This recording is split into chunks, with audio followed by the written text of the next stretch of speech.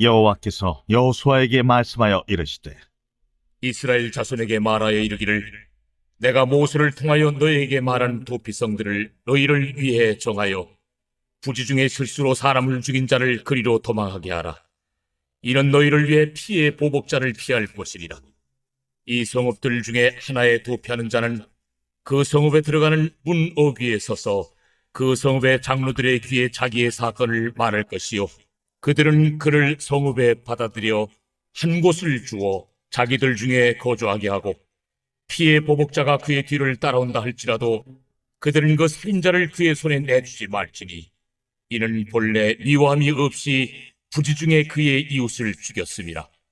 그 살인자는 회중 앞에 서서 재판을 받기까지 또는 그 당시 대제사장이 죽기까지 그 성읍에 거주하다가 그 후에 그 살인자는 그 성읍 곧 자기가 도망하여 나온 자기 성읍 자기 집으로 돌아갈지니라 하라.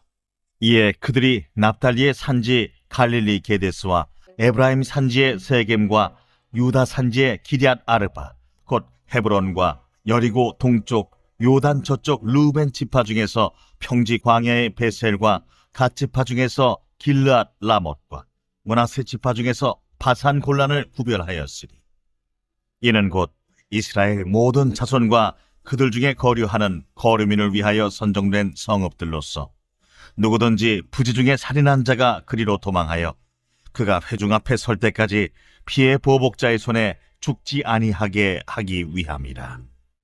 본문은 도피성 지정에 대한 말씀입니다. 이는 단순한 행정적 조치가 아니라 하나님의 공의와 자비를 보여주는 규례입니다. 실수로 사람을 죽인 자가 피할 수 있는 공간을 마련해 주신 것이죠.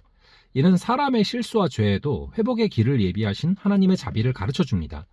우리는 삶의 자리에서 죄의 유혹에 넘어질 때 자비로운 하나님을 기억해야 합니다.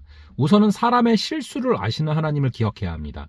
하나님은 고의적이고 계획적인 살인은 엄중히 다루시지만 실수로 사람을 죽인 경우는 피할 길을 주셨습니다. 이는 출애굽기 21장, 민수기 35장, 신명기 19장에 반복해서 강조됐고 여호수아 시대에 실현되는 것이죠. 이 말씀은 하나님이 사람의 행위뿐만 아니라 그 동기와 중심까지 보시는 분이다라는 것을 잘 가르쳐 주고 있습니다. 실수와 무지로 죄를 지을 수 있는데 하나님은 그런 자들에게 회복의 기회를 주시는 것이죠. 그러므로 도피성은 하나님의 자비입니다.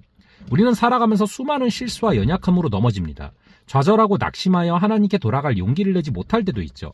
그때 기억해야 될 것은 우리 죄를 다 알고 계시는 예수님이 우리를 위해서 생명을 내어주셨다는 사실입니다. 예수님의 사랑 때문에 우리는 하나님의 자녀가 됐고 그 은혜 때문에 하나님께 나아갈 수 있는 용기를 얻었습니다. 죄에 넘어질 때마다 회복할 기회를 주시는 하나님께 돌아갈 수 있기를 간절히 바랍니다. 둘째로 공의로우신 하나님을 기억해야 합니다. 본문은 하나님이 단순히 실수로 사람을 죽인 자가 피하도록 도피성을 만드신 게 아니다라는 것을 가르쳐줍니다. 그곳은 심판을 유예하고 진실을 규명해서 회복할 기회를 주기 위한 공간인 것이죠. 도피한 자는 그 성읍 장로들 앞에서 사건을 진술하고 보호를 받게 됩니다. 그러나 무조건적 보호가 아니라 말씀의 검증을 통해서 베푸는 자비입니다. 하나님의 자비는 언제나 그분의 공의 위에 세워져 있다는 것을 기억하시기 바랍니다. 도피한 자는 고향으로 돌아가지 못하고 대제사장이 죽을 때까지 도피성에 머물러야 했습니다. 대제사장이 죽으면 그는 완전히 자유로워질 수가 있었죠. 이는 대제사장의 죽음이 일종의 대속적 사건이고 예수 그리스도의 죽음을 예표함을 가르쳐줍니다.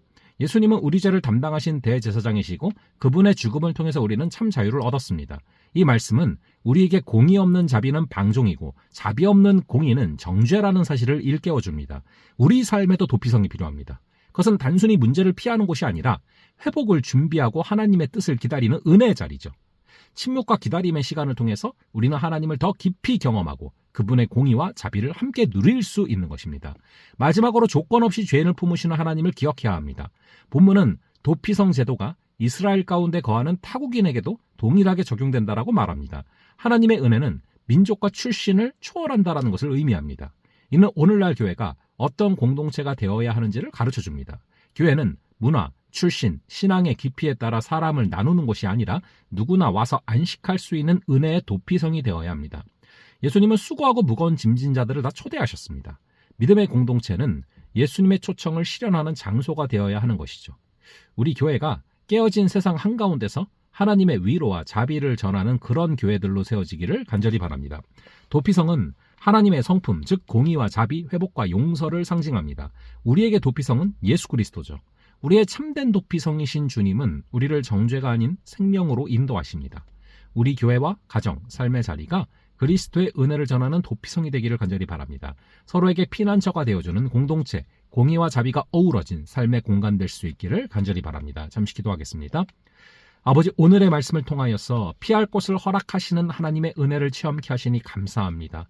사람의 실수를 알고 계시고 그럼에도 불구하고 도피성을 허락하시는 주님을 기억하며 걸어가는 우리가 되게 하여 주시옵소서. 조건 없이 죄를 품으시는 하나님이시며 또 하나님께서 그 은혜로 오늘도 우리를 붙잡고 계시기에 그 하나님의 성품에 의지하여서 또 하나님의 의로와 자비에 의지하여서 걸어갈 수 있는 우리가 되게 하여 주시옵소서. 감사드렸고 이 모든 말씀 우리 주 예수 그리스도의 이름으로 기도합니다. 아멘. 그럼 또 다음번에 뵙도록 하겠습니다.